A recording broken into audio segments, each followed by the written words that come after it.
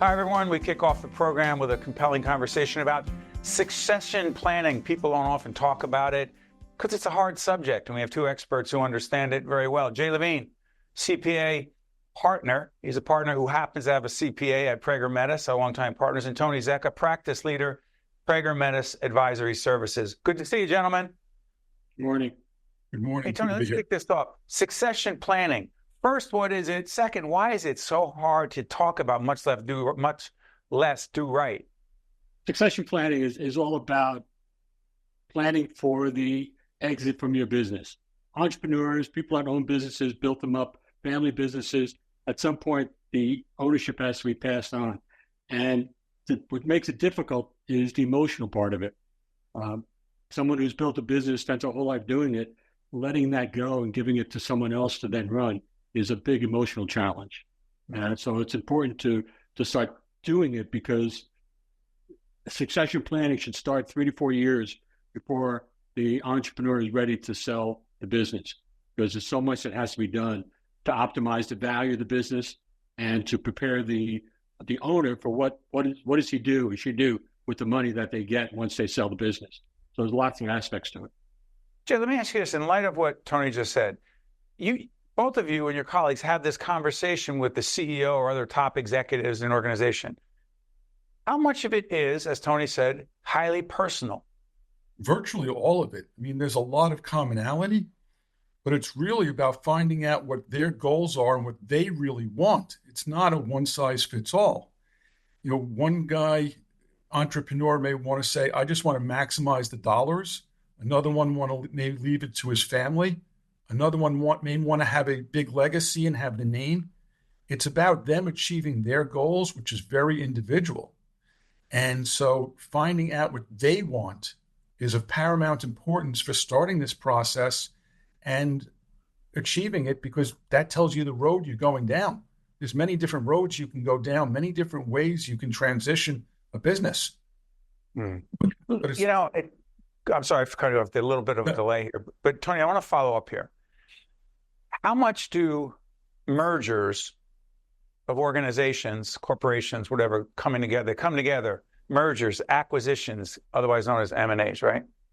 How much does that complicate the discussion around succession? Because now you have two players on board. And Tony and I used to consult and coach in a company where Tony used to be, where there were co-CEOs. And I thought, really? How complicated? Did I just complicate it, Tony Zecca, unnecessarily, or is that real? It's not so real. It depends. Like with accounting firms, it's real. With a traditional business, it's not, because typically the acquiring firm takes over management of the merged entity, because the person selling the firm, they may have a contract for a couple of years to stay on, but basically they're doing it because they want to get out of the business. Right. But in accounting, when companies come together, Jay, one of the things I often think about, and to disclose, I do a whole range of leadership and communication coaching for Prager Metis. Jay, I'm curious about this. When organizations come together, they have different cultures, not just different leaders, but different cultures. How do you guys deal with that? The best way to try and deal with the cultures is up front before the merger occurs. You know, a merger is like a wedding, and you want to try and go through the dating process and make sure it's a good fit before you can. You know, the letter of intent and the due diligence is the engagement process, and the actual merger is the wedding. And the earlier you can identify whether it's a good fit or not can solve a lot of problems down the road. If it's not, it may not be that anybody's bad, it's just not a proper fit. Otherwise, it gets challenging and everybody has to compromise. But it's really about the value alignment for everybody from the get-go that solves a lot of these issues. If you get into a space where after the fact you have it, you just got to try and work it out like adults. Yeah. You know, in listening to Jay, Tony, I'm curious about this. I think about bench strength. I'm a old school Yankee fan. I'm my little stupid Yankee out here, which you still get ice cream at the stadium with that. Yeah. So, you guys know that's ice cream. Right. But it's not about the Yankees, but it is about bench strength. Tony, how honest are organizations about the bench strength they have and don't have? Because how does succession planning work? if you don't have people on that bench ready to come in and play the game? How honest are most organizations about the relative strength or weakness of their bench? Yeah, it's an interesting question because I think in most cases, the selling executive has a certain opinion about the strength of the bench that he or she has. The acquiring organization, as part of the due diligence, has to come in and really evaluate that bench strength, because if it's an important factor in the merger. If I'm on the acquiring side, I'm the executive that's acquiring, I need to have a bench strength there in the company that I'm acquiring. Otherwise, the deal's not going to work for me. To Jay's point, as part of the dating process, both sides have to get comfortable that the bench strength is there. And that's why succession planning needs to start 3 to 4 years before the executive is ready to sell. Because if there's a bench strength issue, it gives us 3 to 4 years to fix that issue so that we're optimizing that issue for the acquiring company, which increases the value. Jay, last question on this. When we talk about bench strength, we talk about dating, whatever. Sometimes when you're dating, you don't disclose all of your weaknesses, your faults, your blemishes, whatever. So when it comes to corporations, how honest are most of them when it comes to the challenges they really have? Or do they want to present the best face forward in a potential merger? But the answer is both. They certainly want to put their best face forward. Sure. And put themselves in the best light to maximize their value. But I think, as Tony said, often they're not honest with themselves or realistic about themselves about what their real strength is. A great example is a company that's making a lot of money that the owner thinks is worth a lot. And the next sentence out of his mouth is, if I go away on vacation, this place falls apart without me. Well, then you've got a great paying job, but you don't have anything you can sell. Because you just said, if you go away, which is the intent if you sell, there's nothing, which is why we need time to rectify that before you go to market. To Jay Levine and Anthony, Tony, Zecca, Tony and I, again, to disclose, we've been working together for many years.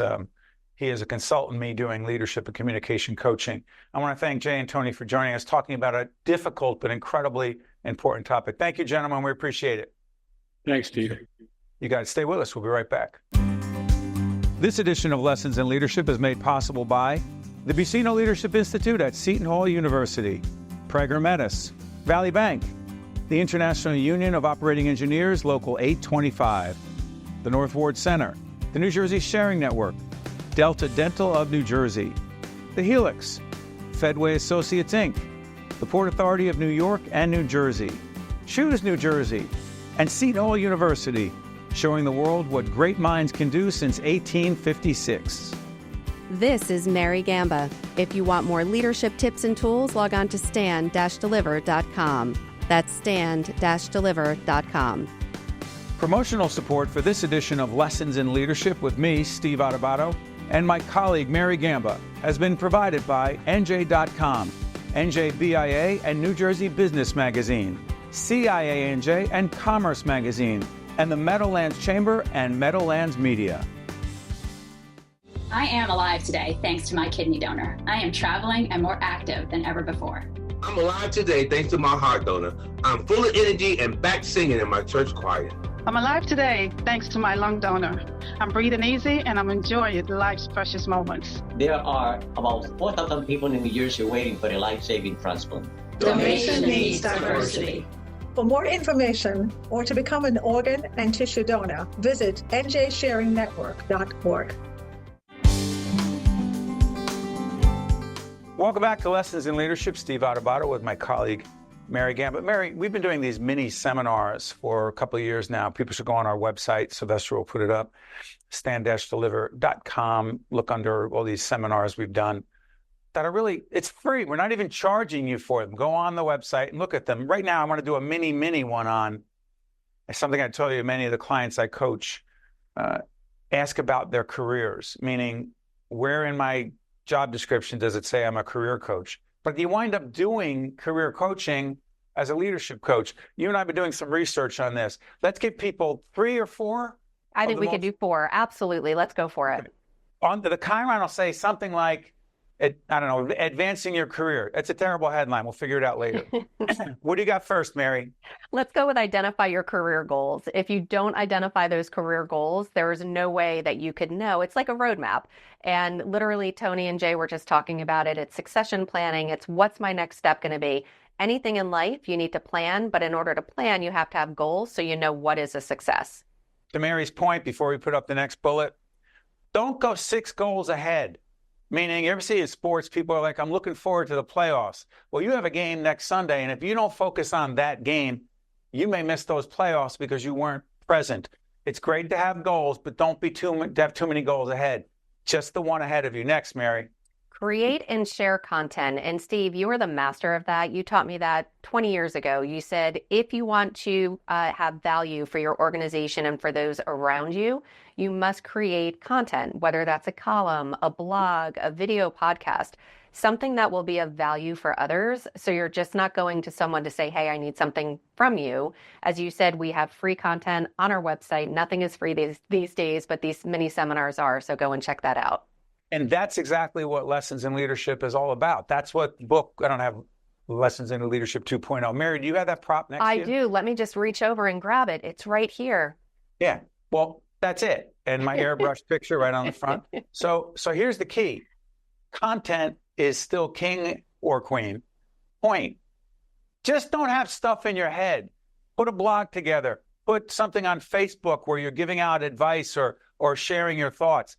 Tangible content matters, and you don't have to be a social media influencer to focus on content. Third career advancement tip, Mary, is? This one is so important. Work with a career coach. And it doesn't have to be somebody that you're paying gobs and gobs of money to. Work with somebody on your team that has a little bit of experience. Do some reading. Be your own career coach.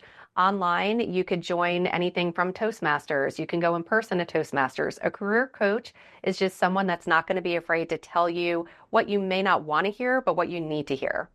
You just triggered something for me. The Chiron should read, be the leader of your career. Is that too long? No, I think that sounds great.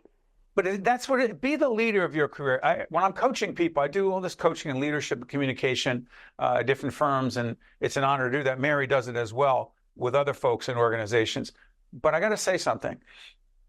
Too often, the people I'm coaching are waiting for someone to tell them, here's this opportunity for you. And it happens sometimes.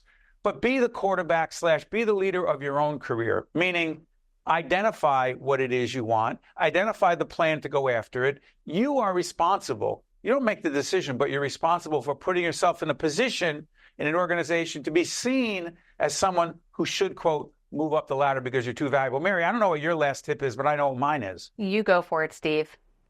Proactively seek candid feedback. Go, Mary. It hurts though, Steve. Why would I ask for feedback if it's going to hurt my feelings? Here's why. Annual performance reviews, from my experience, are too often BS. Meaning, there's a 3-point or a 5-point scale, but you can't give anyone too high and you can't give anyone too low. Let's put it in the middle. What does it mean? I don't know. It's just we don't want to have a problem with HR, so we put it in the middle. That's not feedback. Feedback is tangible, specific, sometimes hard to hear critique about where you need to improve. If you are not seeking that out because you don't want to have your feelings hurt, you will never advance in your organization. Proactively seek feedback. That's 4. There'll be many more. Go on our website, stand-deliver.com. To Mary Gamba, myself, is it Elvin saying say goodbye? Not also, the end of a show. It's we'll be right back with our next segment. And also, Elvin's career is advanced because he gives very clear direction. We'll be back after this.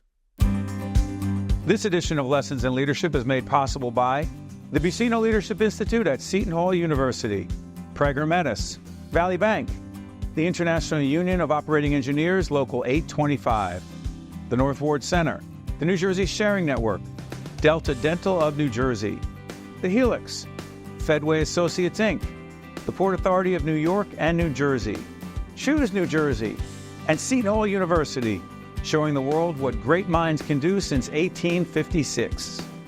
This is Mary Gamba. If you want more leadership tips and tools, log on to stand-deliver.com. That's stand-deliver.com. I am alive today thanks to my kidney donor. I am traveling and more active than ever before. I'm alive today thanks to my heart donor. I'm full of energy and back singing in my church choir. I'm alive today thanks to my lung donor.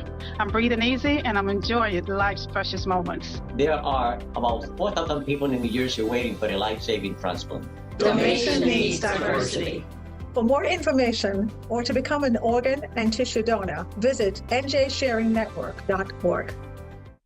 Hi, folks. Steve Adubato here. Way more importantly, we are honored to be joined by George Helmy, who, as we do this program, is a United States Senator. On the 4th of December, for a few more days, he will be a senator. Good to see you, George.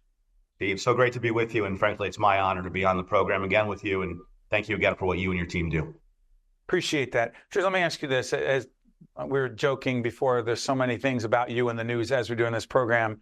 You are leaving the Senate after the Governor Murphy appointed you. Big picture question. Number one lesson you've learned about leadership / how the Senate works or doesn't work?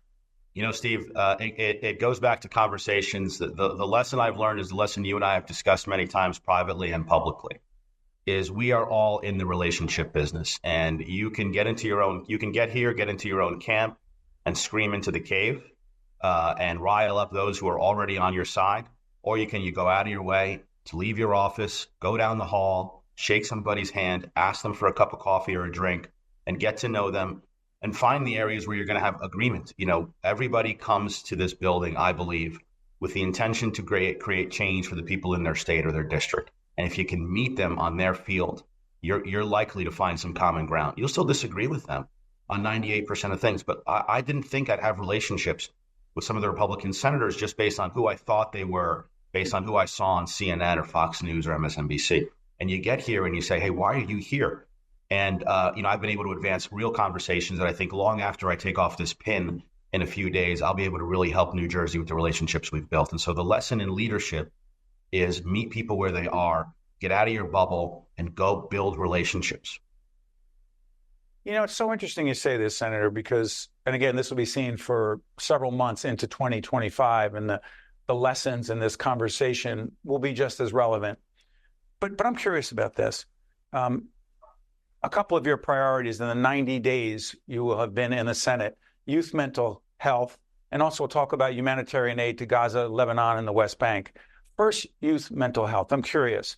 And even when you leave the Senate and go back into the private sector, this will still be a priority for you. Why youth mental health? You have 2 young children, teens, if you will.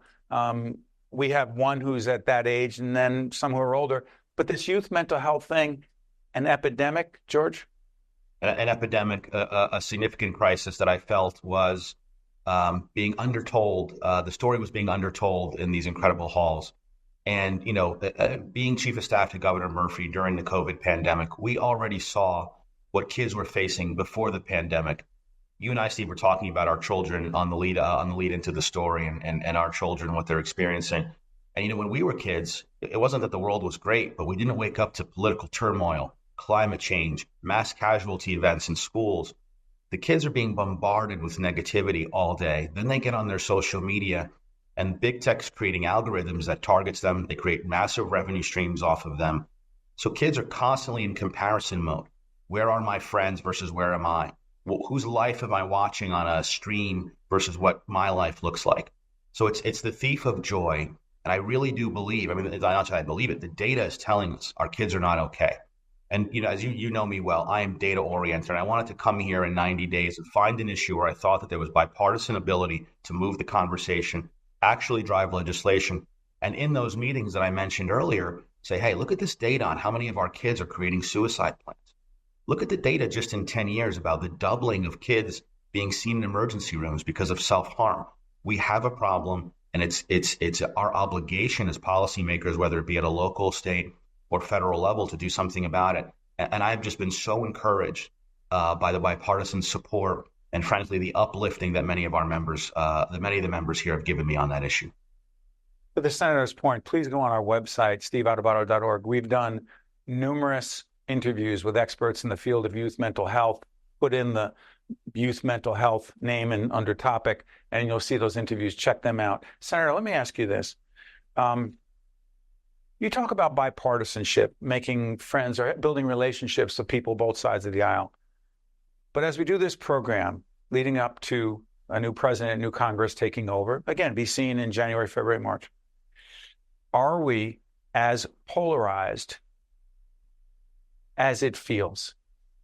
I believe that the country may be that polarized, and I think there's a number of reasons for it. I will tell you, in the United States Senate, while you do have those folks at the polar edges, and that's just who they are and what they believe, I still believe the majority of this body is able to meet somewhere in the middle and to make progress. And I think that's the importance of rules like the filibuster, the role of getting to know people down here. And so, yeah, I have to agree, Steve, with that comment that I do think there's real polarization. And I think it's driven by a number of factors, including sort of a 24-hour news media that really doesn't, unlike you and some of your colleagues, really get to the heart of issues and discuss policy and substance, and has really become sort of an entertainment system, in my opinion.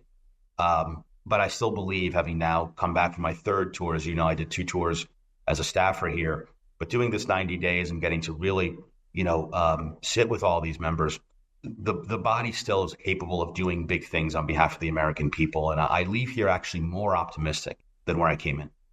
Really? More optimistic? I do. And I have significant, you're not going to find me here as a defender of what the president-elect's policies are or many of his cabinet nominations so far. But I've gotten to know Leader Thune. I've gotten to know people around him. And I clearly know Leader Schumer and our leadership team, which now includes New Jersey Senator Cory Booker, elevating to the 4th position in Democratic leadership, which is just tremendous for our state and for the party. And I do leave optimistic that the people here care about this institution. They care about the obligations of duly elected senators. They're not going to be rolled over, and they're going to try to find consensus on many of these issues that are troubling our nation, and including, obviously, the future and well-being of our children. Obviously, there are issues like youth mental health affecting our nation, and there are issues that impact the world. Your commitment, Senator, to more humanitarian aid to Gaza, Lebanon, the West Bank, you come at this from a unique perspective. People will say, which side are you on? That's not how you see it. I know enough about you to know that it's not picking sides. When you talk about more humanitarian aid to the people, not places, but people there, why is that so personal for you? And I appreciate the way you asked that question, and it speaks also to the polarization question. I refuse, and have always refused in my public policy service, to get boxed in to be told you're on this side of the issues that we face are more complicated than that, and the American people are smart enough and deserve, frankly, for us to speak to the complexity of complex issues.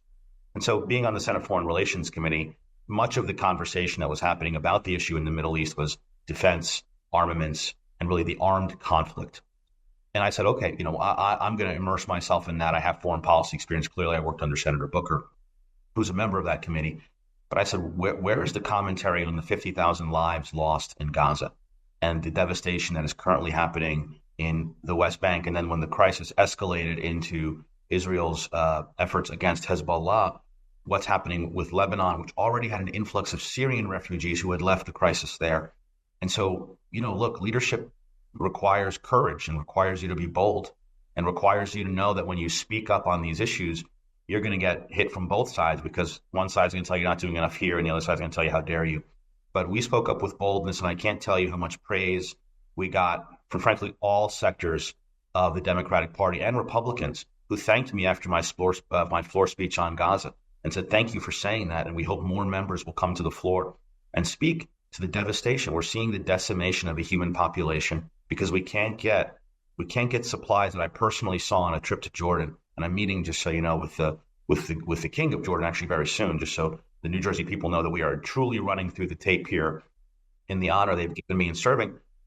We saw in Jordan warehouses full of supplies. These is food, medication, winterized tents as winter was approaching, that couldn't get over because the checkpoints were really choke points and they weren't safe. And from the checkpoint to the distribution center, we couldn't get the supplies. And so, being a United States Senator, one thing you have is you are one of 100 in the United States. And when you raise your voice, people take notice. And, so thankful that the team and we stepped up and said, hey, we're going to take a position. We're going to make a statement. We're going to bring some attention to it. I was able to advance that conversation with Secretary Blinken I'm talking to the Israeli embassy literally right after I hang up with you, Steve. And so we're going to continue to make progress. And I can assure the people of New Jersey, my public service doesn't stop the day I give up a pin. I'm going to continue advocating for these really important issues. Senator, the pin you referred to being in the Senate pin, the Club of 100, this very special elite. I know you don't like that. I know you don't like the senators only. I know, I've read that about you. But I was a member of the state legislature of 120 for literally one term, and then, bye, Steve, you're out. That's called losing an election. But I have to ask you this I choose to ask you this on a personal level. I'm sure it was not part of your plan, your career plan, to be in the U.S. Senate. How much of the appointment to the Senate, the serving in the Senate, is personal for you because of so many reasons, but also because of your heritage? Without question. I mean, it's personal to me for all the reasons I think you just alluded to. One is when the governor came to me, and you're right, it wasn't my plan. I had left government service. I was enjoying more time home with the kids, attending the games. But, a number of things came to mind. One is I knew I would be the only Arab American serving in the United States Senate during this Congress at a time in which there was a significant conflict in the Middle East, in which the humanitarian piece of it wasn't getting enough attention. Second is to be the first Coptic Orthodox in New Jersey, New York, Pennsylvania have huge Coptic Orthodox population, but to be the first to ascend from my heritage and my faith to serve in the Senate was just an incredible honor. But I would tell you more importantly is just my experience in New Jersey, working alongside you and many other leaders for so long. I just knew the issues. So coming in at a time where there are important bills being considered, appropriations are taking all their steps, being able to advance the issues that I know Senator Kim will be able to carry on and to back up Corey on things that are important to us in terms of grant funding and our military bases, that was critical that we had somebody who it wasn't a learning curve for me. I knew these issues. I knew them from a Senate perspective, and clearly as the longest serving chief of staff in the state's history, I knew these issues in and out. So for those reasons, it was just really important for me to say, yes, one of my favorite passages from the Bible is in Isaiah, and where the Lord is seeking somebody, and Isaiah says, "Here I am, send me." And I've sort of looked at life that way. When called upon, be ready to go. Well said, Senator. And on a professional and personal level, thank you for your service in the Senate. Thank you for your service in government, in public service for a long time. And most importantly, wish you and your family all the best in the new year. Thank you, Senator. Steve, thank you. And honestly, thank you for what you do. It's so important, well beyond the borders of New Jersey. I applaud you and I applaud your team and appreciate our friendship. And you know better than most, it's really the team. Thank you, Senator. That is Senator George Helmy. As we do this program, make sure you watch it over the next several months. This conversation will be just as relevant as when we're taping it. I'm Steve Adubato. That's George Helmy. See you next time. This edition of Lessons in Leadership is made possible by the Buccino Leadership Institute at Seton Hall University, Prager Metis, Valley Bank, the International Union of Operating Engineers, Local 825, the North Ward Center, the New Jersey Sharing Network, Delta Dental of New Jersey, the Helix, Fedway Associates, Inc., the Port Authority of New York and New Jersey, Choose New Jersey, and Seton Hall University, showing the world what great minds can do since 1856. This is Mary Gamba. If you want more leadership tips and tools, log on to stand-deliver.com. That's stand-deliver.com. Promotional support for this edition of Lessons in Leadership with me, Steve Adubato, and my colleague Mary Gamba has been provided by NJ.com, NJBIA and New Jersey Business Magazine, CIANJ and Commerce Magazine, and the Meadowlands Chamber and Meadowlands Media.